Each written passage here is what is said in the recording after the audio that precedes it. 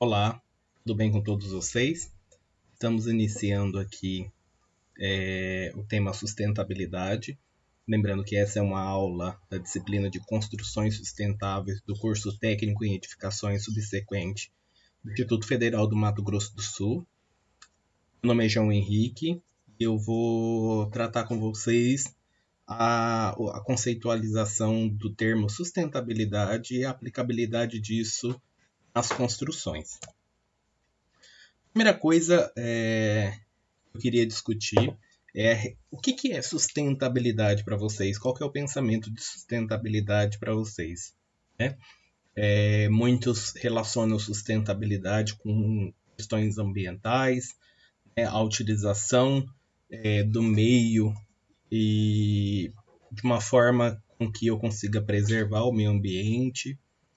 Outros colocam outros elementos acima de tudo isso para tratar do termo sustentabilidade. O que é sustentabilidade para vocês? Como a sustentabilidade pode ser utilizada dentro das construções sustentáveis? Né? Então eu deixo essa indagação inicial para a gente começar a trabalhar isso. Ignacy Sachs é um autor que contribui muito sobre a sua fala de desenvolvimento sustentável. A sustentabilidade, o conceito de sustentabilidade, ele tem sido apresentado na literatura, é considerado como uma utopia por muitos autores, né? Porque ele classifica que são poucas coisas ou não existe nada que seja totalmente sustentável. E quando pensar em sustentável é o consumo e recuperação desse processo, desse produto, sem impactos ambientais, sociais, culturais. Então, é algo bastante complexo. O Sachs ele define sustentabilidade em 5 pilares. Né? Ele define sustentabilidade e ele é um autor também que fala muito sobre desenvolvimento sustentável.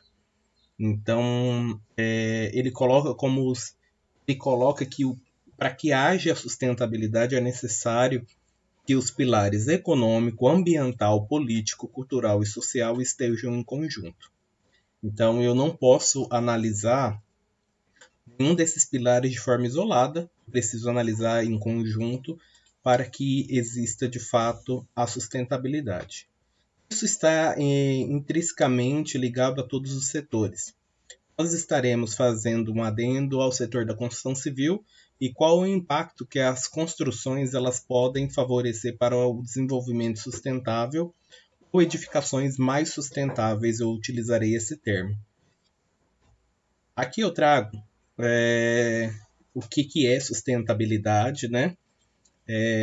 Ignacy Sachs, ele fala que a sustentabilidade está relacionada aos principais fatores do desenvolvimento, qualidade de vida e da garantia de espaço para gerações futuras. Essa é a colaboração de Sachs sobre sustentabilidade.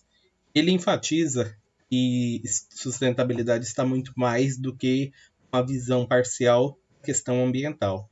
Então, a sustentabilidade ela é muito mais ampla que isso. Para começar falando sobre os pilares da sustentabilidade, a gente começa pelo pilar econômico, que é muito importante. Nós vivemos numa sociedade capitalista, né, e que tem esse sistema capitalista para a manutenção da vida, né? Então é muito importante a gente falar que todos os viés eles vêm dessa questão da sustentabilidade econômica. Nós precisamos nos alimentar, sobreviver, se locomover. Tudo isso é feito basicamente a partir de informações econômicas. Então, de forma geral, a sustentabilidade econômica ela garante à sociedade e o meio meios de vida. Né? Então, é a forma que a gente precisa como meio de vida. Sobretudo, é um dos fatores mais importantes a serem discutidos, porque o fator econômico, muitas vezes, ele vem sobrepor todos os outros fatores. são os fatores sociais, culturais, ambientais principalmente, tá? E a questão política ela vem para regular tudo isso. Então é importante enfatizar que o pilar da economia ele é muito relevante, no entanto ele não pode sobrepor os demais pilares para que haja sustentabilidade. A sustentabilidade econômica ela está totalmente associada à renda da população, ao combustível para as empresas e geração de empregos, né? O desenvolvimento é muito importante. Um dos indicadores de desenvolvimento é a economia, né? E a manutenção da sociedade, que é feito a partir de políticas públicas para o uso coletivo. Bem, então, esse é um dos pilares relevantes da sustentabilidade. A questão social é muito importante, né? Existem vários aspectos aí da questão social, e dentro disso, um outro autor, que é Amartya Sen, ele fala um pouco sobre a questão das liberdades, nada mais que a possibilidade das pessoas a terem direitos básicos e essenciais, né? E é uma coisa que não é de fato proporcionada a todas as classes sociais ou estilos sociais. Então isso é muito importante. Para que haja sustentabilidade, essas liberdades elas têm que ser garantidas. E aí eu ponto a questão da liberdade de expressão, direito à saúde, ao lazer, à educação e à justiça. Tá? É o ponderamento desse autor relacionado à questão social. E aí, a partir disso, a gente traz para o desenvolvimento sustentável e a sustentabilidade. Será que tudo aquilo, as minhas edificações, todas as ações das empresas, as políticas públicas estão sendo realizadas pensando na questão econômico-social? Dentre os pilares do desenvolvimento social, né, ou a sustentabilidade social, vale destacar aqui que para muitos países, instituições e comunidades, a sustentabilidade social ela é uma utopia. A questão social ela é uma questão de cor, de raça, de credo, que envolve vários fatores sociais e que precisam ser respeitados, tendo em vista principalmente que nós moramos em um país super diverso e as individualidades devem ser respeitadas. Tendo dito isso, os pilares da sustentabilidade social podem ser definidos como saúde, lazer, educação, moradia, alimento e trabalho digno. E direito de expressão, é claro, que é um dos fatores principais que caracterizam uma sociedade como uma sociedade livre. Aqui eu trago a questão da sustentabilidade política, que é muito relevante também. A questão política ela vem para regular todos os outros elementos. Então, a partir de legislações e ações políticas, né, é possível garantir que haja a sustentabilidade social, econômica, principalmente a econômica precisa ser regulada, para que ela não extrapole os limites, né, e acabe trazendo aí malefícios e danos bastante nocivos ao meio ambiente e à sociedade num todo. Então, a sustentabilidade política vem para fazer essa regulação. Tá? E aí, como as premissas dessa sustentabilidade política, ela deve atender o direito de ir e vir, atendimento aos aspectos do pilar social, do meio ambiente, da diversidade cultural, da questão dos aspectos sociais, ambientais, culturais de uma população. Então, basicamente, tudo deve ser regulado pela sustentabilidade política. A questão ambiental, que não é menos importante, mas ela não é isolada ou única para garantir a sustentabilidade. A sustentabilidade ambiental ela é um dos pilares necessários para que haja esse ciclo de vida. Tá? E o que as edificações podem contribuir nesse aspecto ambiental? Né? Eu posso utilizar água da chuva para lavar as calçadas e fazer um reservatório inferior. Eu posso proporcionar ambientes que que tenha um conforto térmico e a partir disso eu não consumo energia por meio de elementos de resfriação ou aquecimento, né? Posso utilizar energia, lâmpadas que tenham um gasto energético menor, eletrodomésticos que tenham um gasto energético melhor. Eu posso pintar minha parede de branco e meu teto de branco em diversas regiões do país para ter uma refletância maior e, sendo assim, tendo uma absorção menor de calor, proporcionar um conforto térmico melhor. Então, existem vários aspectos e várias ações que podem ser realizadas com o intuito de reduzir os impactos ambientais, né? Lembrando que uma edificação ela é considerada, o ciclo de vida dela começa desde a extração dos materiais. Então, a indústria de construção civil, que começa desde a extração da matéria-prima, é feito de uma forma sustentável? É considerado as questões sociais, ambientais, políticas, econômicas, culturais, desde a extração até o processo consolidado, seria depois de 50 anos de uso da edificação, a demolição dessa edificação e os dejetos dessa edificação eles estão sendo feitos de forma correta. Então, é válido enfatizar. Lembrando que, muito importante, o ciclo de vida de uma edificação ele é muito mais longo no processo de utilização.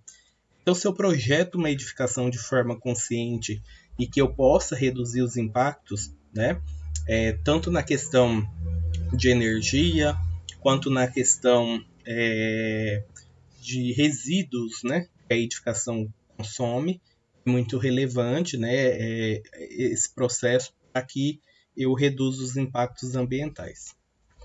Os impactos ambientais eles devem ser vistos no intuito de preservação dos rios e mares, do ar, da flora e fauna, dos espaços urbanos e espaços e elementos ambientais. Lembrando que todas as ações que são feitas, quando eu penso é longe, mas é uma cadeia produtiva, né? Quando eu penso em economizar energia, eu estou pensando na degradação de várias zonas. Nós temos aí vários desastres naturais que vêm acontecendo e estão correlacionados à ação do homem, né, diretamente. Então é importante que a gente faça uma consciência sobre isso. É claro que nós precisamos ocupar os espaços, consumir, mas que esse consumo seja feito de forma sustentável ou de forma mais sustentável, né?